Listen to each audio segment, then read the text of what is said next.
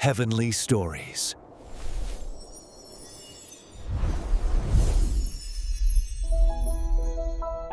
In the ancient land of Israel, under a sky heavy with the weight of divine purpose, lived a prophet named Jonah, son of Amittai. He was a man known for hearing God's voice, a conduit for messages that shaped the fates of nations. One day, as the sun dipped low over the hills of Gath-Hepher, God's voice came to Jonah, clear and commanding, "Arise, go to Nineveh, that great city, and cry out against it, for their wickedness has come up before me." Nineveh was no ordinary city. It was a sprawling metropolis, the heart of the Assyrian Empire, teeming with over 120,000 souls and steeped in cruelty and idolatry. Its name struck fear into the hearts of Israelites, for the Assyrians were their enemies, known for their brutal conquests. Jonah's heart sank. Preach to Nineveh. Warn them of God's judgment. The very thought churned his insides. Why should such a wicked people receive a chance at mercy? Surely, they deserved destruction, not salvation. Instead of obedience, Jonah chose rebellion. He didn't argue with God or plead for another task. He simply turned away, his mind set on escape. He made his way to the bustling port of Joppa, where ships swayed against the docks, their sails snapping in the salty breeze. There, he found a vessel bound for Tarshish, a city as far from Nineveh as one could imagine, on the edge of the known world. Paying the fare, Jonah boarded, thinking distance could outrun God's call. As the ship cut through the Mediterranean's waves, Jonah descended into its hold, curling up among the cargo. He fell into a deep sleep, lulled by the creak of wood and the rhythm of the sea. But obedience to God, Jonah would learn, was not a call to be ignored. God's will was not a suggestion but a force as vast and unyielding as the ocean itself. The skies darkened. A storm brewed, sudden and fierce. Winds howled, whipping the sea into a frenzy. Waves crashed over the deck, and the ship groaned under the assault. The sailors, hardened men of the sea, grew frantic.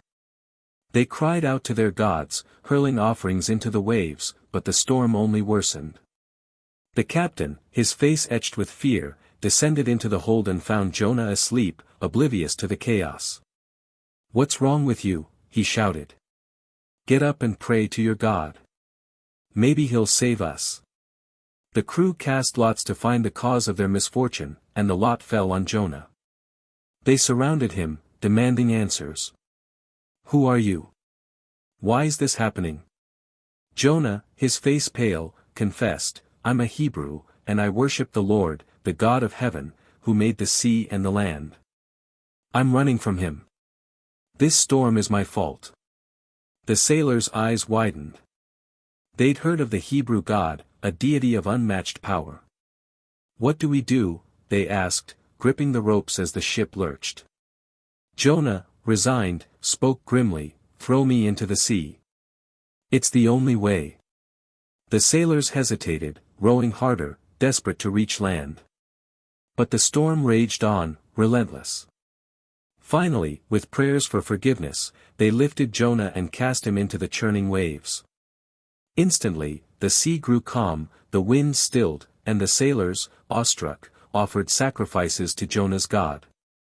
Obeying God, Jonah realized too late, was not just about following orders, it was about aligning with a purpose far greater than his own fears or prejudices. As he sank beneath the waves, his rebellion had led him not to freedom, but to the edge of death. Jonah plummeted into the cold, dark waters, the sea swallowing him as swiftly as his disobedience had swallowed his peace. The waves closed over his head, and he thrashed, gasping, as the currents pulled him down. Death seemed certain, its shadow wrapping around him like the seaweed tangling his limbs. But God, whose will Jonah had defied, had not abandoned him. In a moment of divine intervention, a great fish, a creature vast and strange, emerged from the depths. Its jaws opened, and with a surge of water, it engulfed Jonah whole. Inside the belly of the fish, Jonah found himself in a living prison, slimy and suffocating, yet miraculously alive. The air was thick, the darkness absolute. For 3 days and 3 nights, he languished there, his body pressed against the creature's warm, pulsing walls. In that place of despair, Jonah's heart turned inward. He had run from God, thinking he could escape his reach, but now, in the depths of the sea, he saw the futility of his rebellion. Obedience to God, he began to understand, was not just about fulfilling a task, it was about trusting God's wisdom, even when it clashed with human desires. Jonah lifted his voice in prayer, his words echoing in the strange chamber. "I cried out to the Lord in my distress, and he answered me," he began, his voice trembling with awe. "From the depths of Sheol, I called for help, and you heard my cry.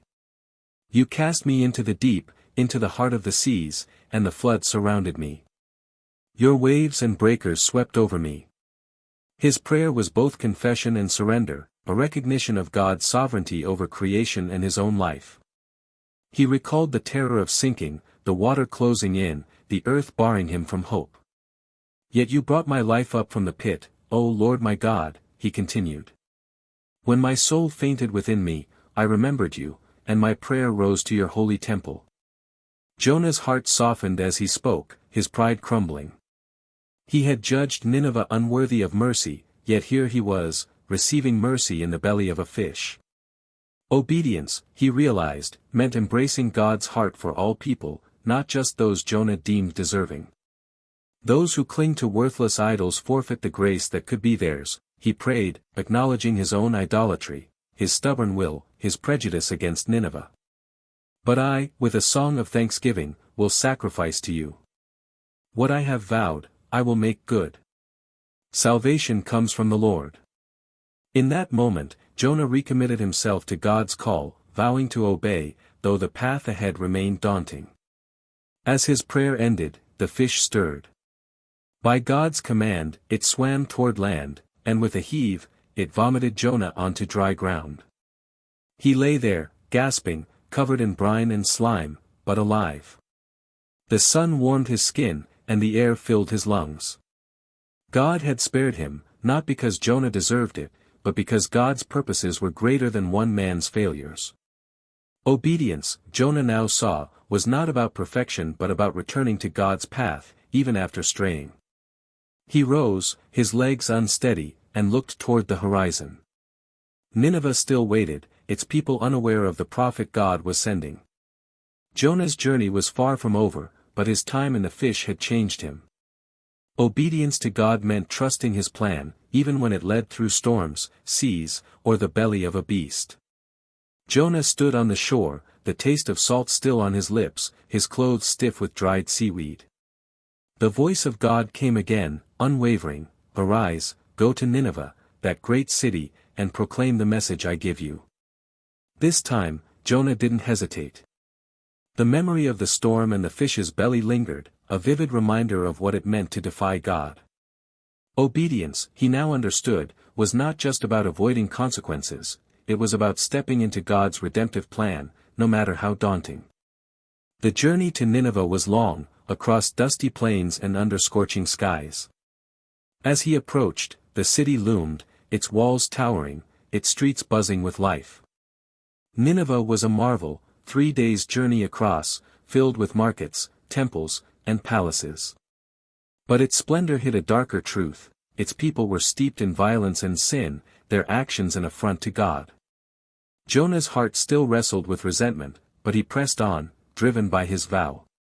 He entered the city, his voice cutting through the clamor, 40 days, and Nineveh will be overthrown. His message was stark, unadorned, yet it carried the weight of divine authority. He walked the streets, repeating the warning, his words echoing off stone walls and into crowded marketplaces. The people stopped, their faces turning toward this strange, weathered man. Something in his voice, perhaps the conviction of one who'd faced God's judgment himself, pierced their hearts. Word of Jonah's message spread like wildfire, reaching even the king's palace. The king, seated on his throne, heard the prophet's cry and trembled. He rose, stripped off his royal robes, and donned sackcloth, a sign of humility. He sat in ashes, his heart stirred by fear and hope.